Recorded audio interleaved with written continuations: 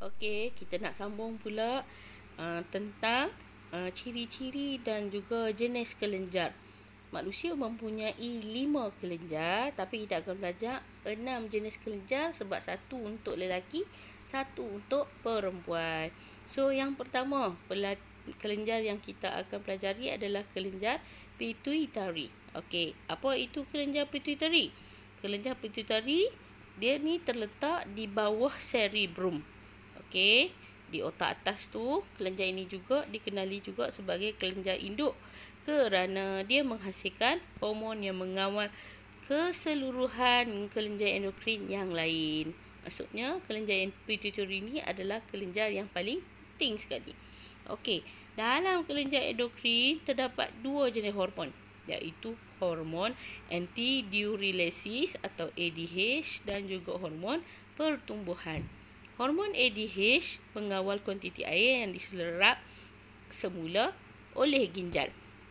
Okey, dan hormon pertumbuhan ataupun hormon GH adalah berfungsi sebagai merangsang pertumbuhan di peringkat kanak-kanak, mengekalkan komposisi badan yang sihat bagi orang dewasa dan mengekalkan jisim otot serta jisim tulang bagi orang dewasa. Okey, sekarang kita tengok pula ovari. Okey, ovari adalah kelenjar yang menghasilkan hormon estrogen dan progesteron. Okey, kita tengok dulu ovari tu duduk di mana. Okey, ovari hanya terdapat pada perempuan dan mempunyai sepasang ovari yang terletak dalam bentuk ruang pelvis. So, ovari ini fungsi dia adalah untuk menghasilkan ovum. Okey, so kita tengok fungsi dan juga hormon ovari. Ovari mempunyai hormon estrogen dan juga progesteron. Fungsi hormon estrogen adalah untuk mengawal ciri-ciri seks kuda perempuan seperti perkembangan payudara dan juga pembesaran pinggul. Yang seterusnya merangsang penghasilan ovum dan menyediakan uterus untuk penempelan embrio. So, estrogen ni adalah sangat penting untuk semasa ibu mengandung. Okey, dan progesteron pula adalah mengekalkan ketebalan dinding uterus untuk penempelan embrio. Okey, kita tengok pula kelenjar thyroid. Okey, kelenjar thyroid dia terletak di bahagian trachea kita. Okey, apa fungsi? Kita tengok dulu apa itu kelenjar thyroid. Kelenjar thyroid terletak di bahagian hadapan trachea. Itu adalah kelenjar thyroid. Apa fungsi kelenjar thyroid? Okey, kelenjar thyroid menghasilkan hormon thyroxina. Okey, apa fungsi dia? Untuk mengawal kadar metabolisme badan dan juga mengawal pertumbuhan dan perkembangan fizikal dan mental kanak-kanak. Apa itu kadar metabolisme? Kadar metabolisme itu adalah kebolehan badan untuk memproses makanan yang dimakan. Jika kamu mempunyai kadar metabolisme yang tinggi, maksudnya badan kamu lebih kurus. Kan? Tapi pada orang yang mempunyai kadar metabolisme yang rendah, badan dia adalah gemuk ataupun lebih gempal disebabkan kadar metabolismenya.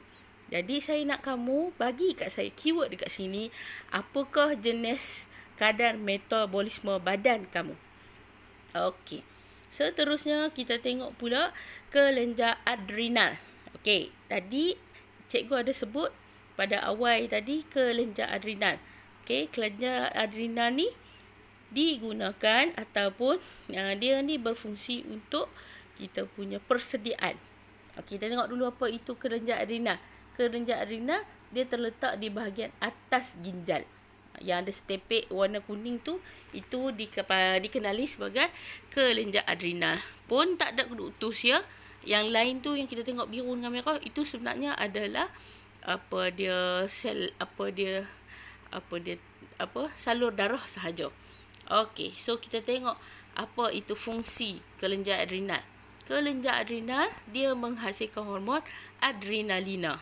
Okey, fungsi dia adalah menyediakan badan kita untuk bertindak dalam keadaan cemas, iaitu dengan meningkatkan kadar metabolisme, meningkatkan kadar denyut jantung, meningkatkan aras glukos di dalam darah dan membesarkan saiz anak mata.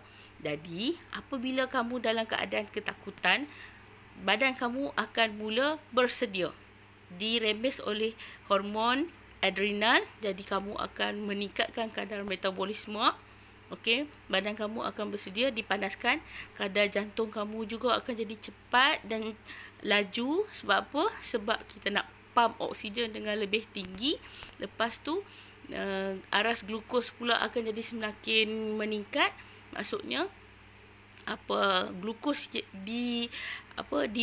disediakan untuk menghasilkan tenaga dan membesarkan saiz anak mata kamu untuk bersedia untuk cabut lari. Jadi bila kata ada anjing ke ular macam tadi yang ada di depan mata, so badan kita akan mula bertindak untuk selamatkan diri. Okey, tapi kalau kamu tengok bahaya dan kamu tak ada perasaan, maksudnya kamu ada masalah kerosakan kelenjar adrenal.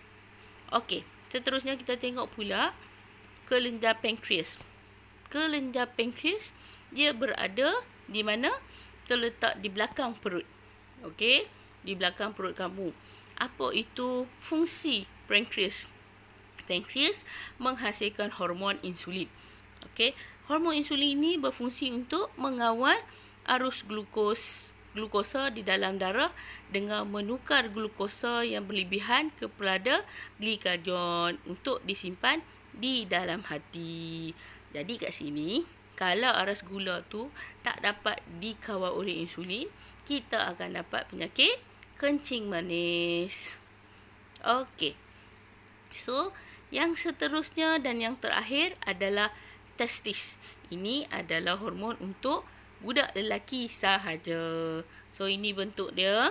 Okey, testis lelaki mempunyai testis mempunyai sepasang testis yang dilindungi oleh skrotum. Okey, so kita tengok apa itu fungsi hormon testosteron yang dirembeskan oleh testis.